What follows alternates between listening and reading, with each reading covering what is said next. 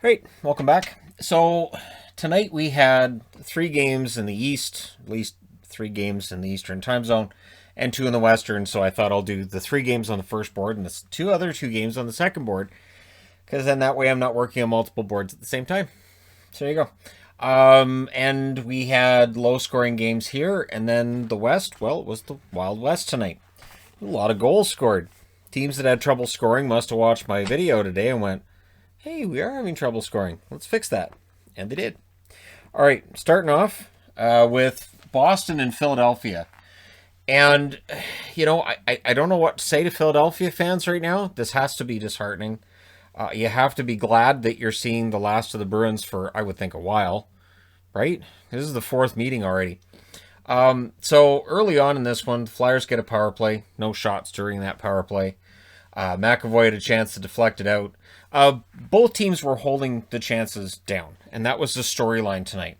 The shots were 2-1 in favor of the Flyers at 7 minutes. Both teams, they could get in the zone, couldn't get anything into the middle, couldn't get a shot on net. Power play for the Bruins, it manages 2 shots. So the Bruins are getting the puck control game down in the first period, but they're not getting those shots, and you could see some of the frustration there for them. Clifton ends up having a fight with Aubé-Kubel. Interesting game for Connor Clifton tonight. I thought he was playing a 70s style role. There was some fighting and some hitting. It was nice to see. Another Bruins penalty. There actually were 4 Bruins in the box, because you get the Clifton in the box. Then the Flyers ended up with a 4-on-3 for 1 minute and 54 seconds. And then the Bruins get another penalty. You have 4 Bruins in the box.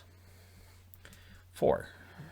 And then what was funny was the Bruins killed all of it off. But what happened was that one of the penalties ends, and clearly nobody had a clue who was supposed to come out, how many were supposed to come out. The timekeeper, you could see the referee looking over like, what just happened? Because somebody was let out of the box early or something went wrong.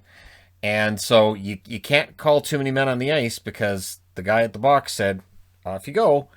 And so it was a mess. But we go to the second period scoreless. So no harm, no foul, unless you're a Flyers fan, in which case you might consider that to have destroyed their momentum. Rask stopped a chance from JVR. There was some bend, but don't break defense by the Flyers. So let him in, let him pass it around the outside. But as soon as they try to pass it to the inside, it's not happening. The Flyers weren't getting solid chances either. Halfway through this game, the shots were 9-8 in favor of the Bruins. 17 shots in the first 30 minutes. They did open up after that. Elliott stopped a chance from Marchand. Power play then for the Bruins. And I had to throw this in here. Boril is getting better. So before the season started, when Zdeno Chara was let go, and there was all this talk of, well, what's Boston's defense going to do? Sporel may not have the offensive numbers that you may want for somebody who's replacing, say, Krug. However, he's very solid defensively. He's good at making that first pass, and I think he's been improving as the season goes along. So I had to put that in there, that I think he's been getting better. Sanheim then stopped a Pastrnak break. Very nice back-checking by Sanheim without taking a penalty. Farabee then was in alone, gets tripped up. So what happens? Penalty shot. And Farabee was stopped by Rask. Zboril then had a point shot that was stopped. And then in the last second of the second period, the Flyers get a power play. So that crosses over into the third. And it always feels like these power plays that you have to start a period don't go anywhere. It does this time. Van Riemsdyk continues his hot streak from Gustafsson and Giroux at 27 seconds. So it's 1-0 Philly, and at this point I'm like, okay, so Philly should win this. They played a really good game against Boston. They've been suffocating them all night. The Bruins had 13 shots through the first 2 periods. Philly should win this game. Frederick missed a good chance. McAvoy misfired in front of the Flyer net. The Flyers were clogging the middle well, and then all it takes is 27 seconds. Marchand, I should say, from Pastrnak and McAvoy at 12 minutes and 1 second. And then 27 seconds later, Corrali scores from Bjork and Krejci. And I hate to say this because Elliott had a good game.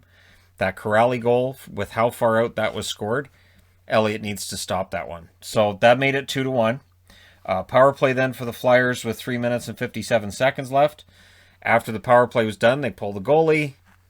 and they were unable to get that tying goal. The Bruins continued to stifle them. A lot more shots in the third period, though. So the Bruins, with their fourth straight third period comeback, it's like they were watching Pittsburgh this season and went, hey, we can do that. We'll show up in the third. So they go to 8-1-2. The Flyers drop to 7-3-2. Shots were 7-5 Philadelphia in the first, 8-4 Boston in the second, 13-10 Philadelphia in the third. Final shots 24-23 for the Flyers. Boston's power play goes 0-2 and Philadelphia's power play goes 1-5. So oddly enough, Philadelphia wins the special teams battle, and they held the Bruins to 23 shots. They outshot them, and they lost the game. Rask saves 23 out of 24. Elliott saves 21 out of 23.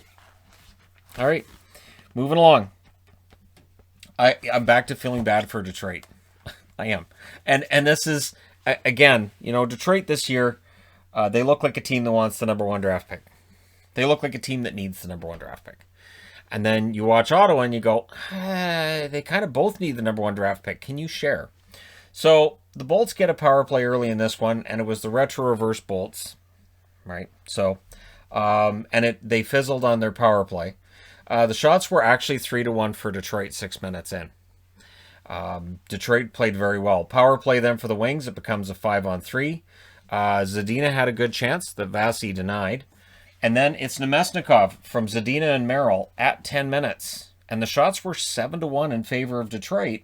And they're up 1-0. And they're full value for the lead. It's not like it was a fluke lead or anything. And remember, Nemesnikov used to play for Tampa. So Tampa Bay gets a power play. Greiss denied Stamkos. He then robbed Cirelli, as Greiss has a huge bounce back from the last game where he didn't play well. And I don't think he'd say that he did. He allowed 3 goals on 6 shots. But then it's Maroon at 13:56. He was the only member of the Tampa Bay Lightning without a point until that goal. And so all their regular players have had at least 1 point this year. Shots evened up. They were 9-9 with 5 minutes left. So the score evens up, the shots even up, and the momentum was heavily in favor of the Bolts in the second half. In the last minute, Tampa Bay gets a power play. So we go to the second period, that carries over. They don't score on it, but it was a fast start for Tampa in that second period. There's a shot over the crossbar of the Wings at 9 minutes. The Wings then had a chance that went wide at 12 minutes. Bobby Ryan then had a break that went wide, and I thought, this is a really good game for Detroit. It's 1-1. It's the second half of the second period.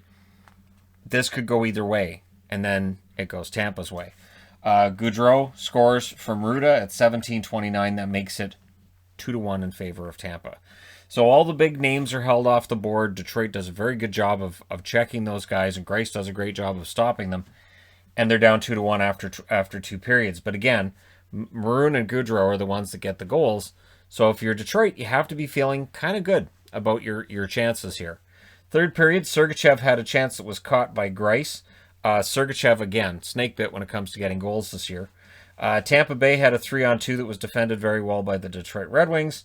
Greiss then stopped a Coleman shot. The shots were 6-1 for Tampa 11 minutes into this period, as Tampa was pretty vehemently defending their undefeated record at home. Greiss then denied Gord. The Wings pressed a bit with 5.5 minutes left. Gagne was then hurt at center ice, so we'll see whether or not he misses any time or if he's okay. Greiss then stopped a chance from Johnson. They pull the goalie with 1 minute and 20 seconds left. That allows Gaudreau to get his second goal of the game from Coleman and McDonough at 19:32. So again, they keep all the big names off the board, and Tampa Bay finds a way to win 3-1. They go to 7-1-1. Detroit falls to a woeful 2-8-2.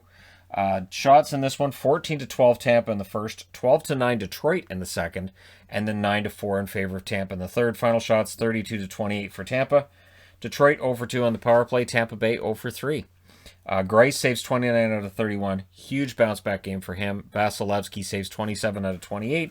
Continues to have a pretty good start to the season himself.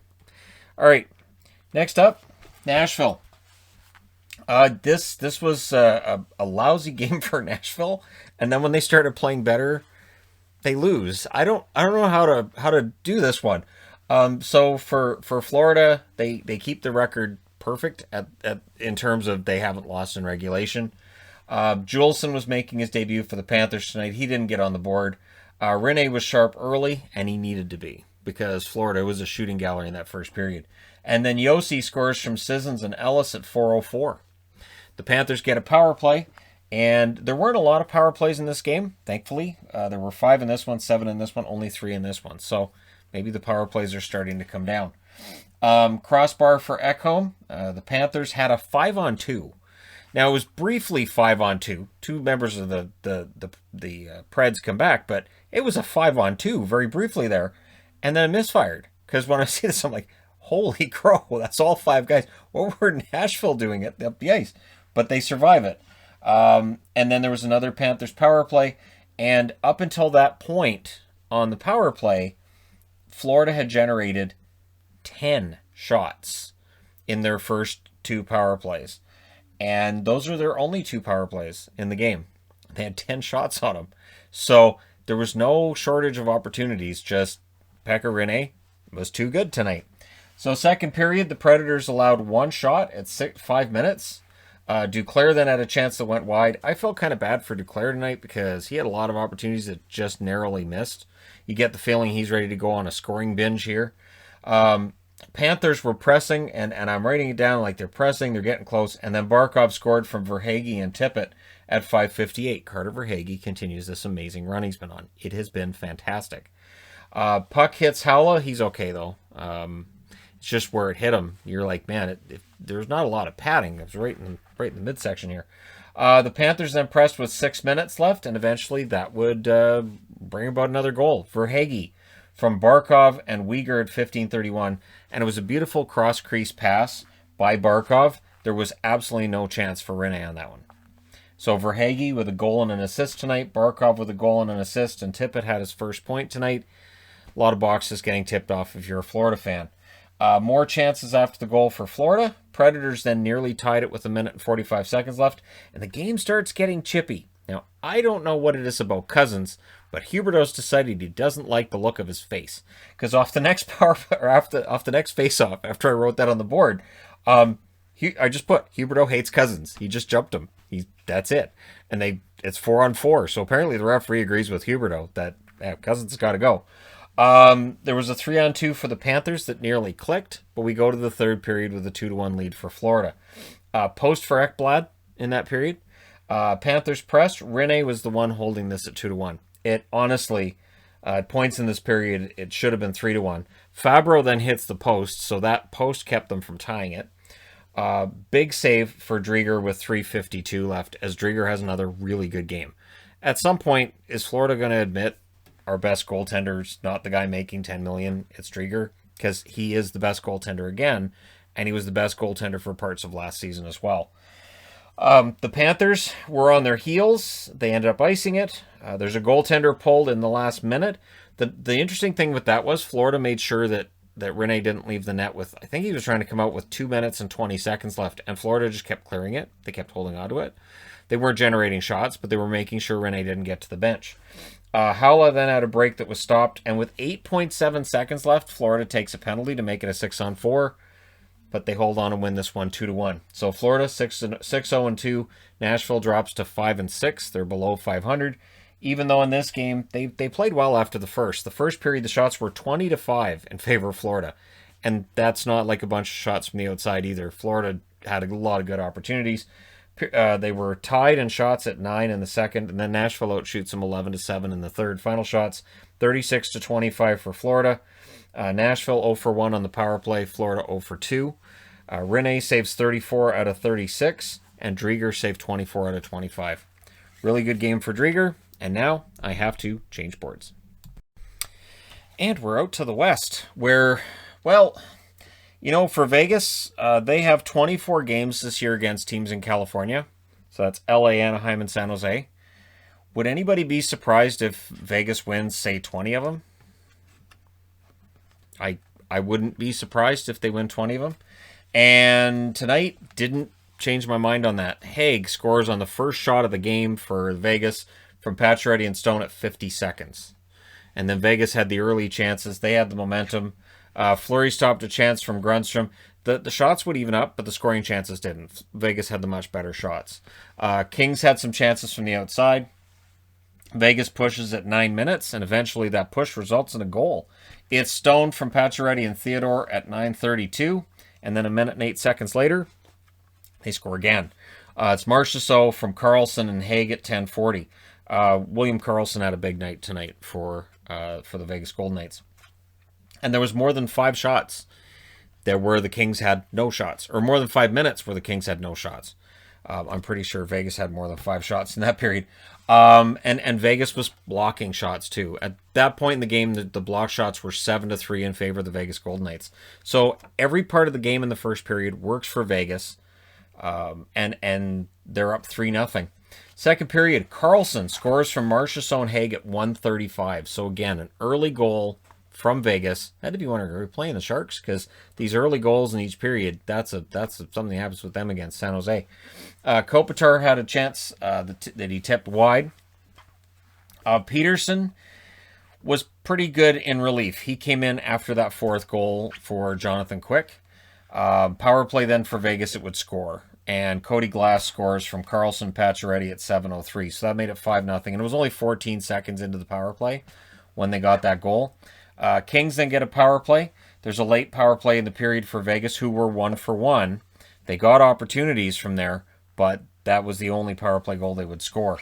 And then Stone gets the power play goal. However, they did a review that was challenged, and they ruled that, yes, it was goalie interference. And it was.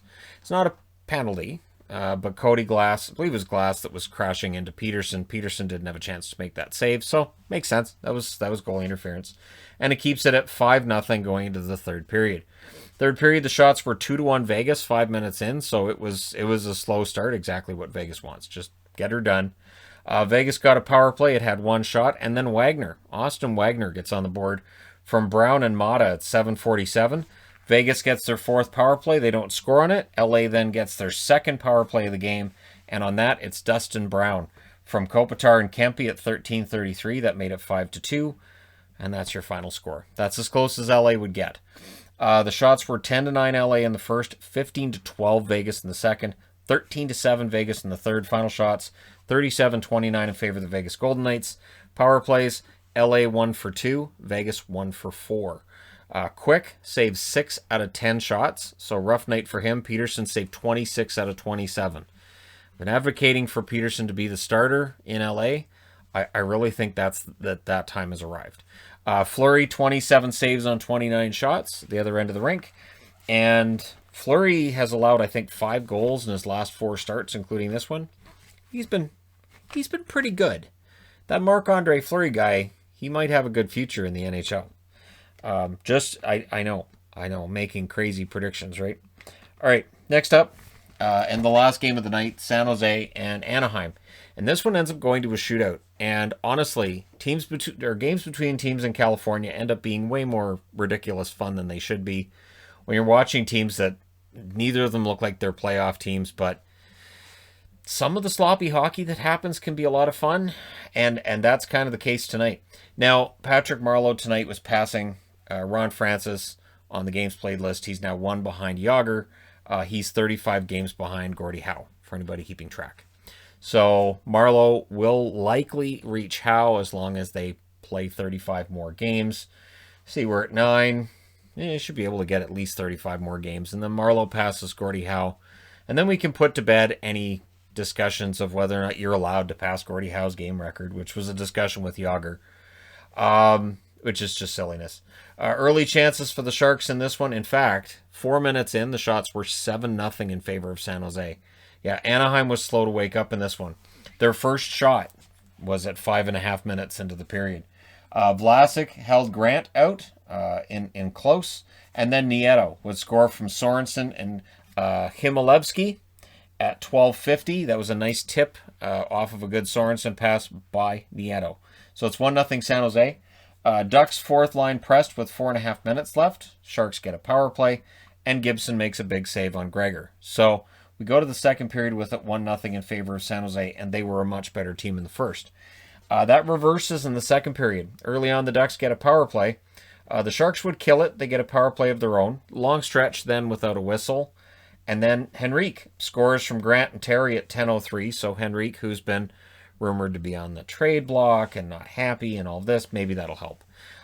Terry then scores from Fowler and Grant at 13:48. So Grant on the board a couple of times. And it's all of a sudden 2-1 in favor of the Ducks. Poor period for the Sharks. The Sharks get a power play. They had one shot in their first 2 power plays. They were 0 for 2. They didn't score on that third one either. In fact, there's a shorthanded 2-on-1 for the Ducks, and Grant was denied on that shorthanded break. So not a great overall period for San Jose, even with the power play chances.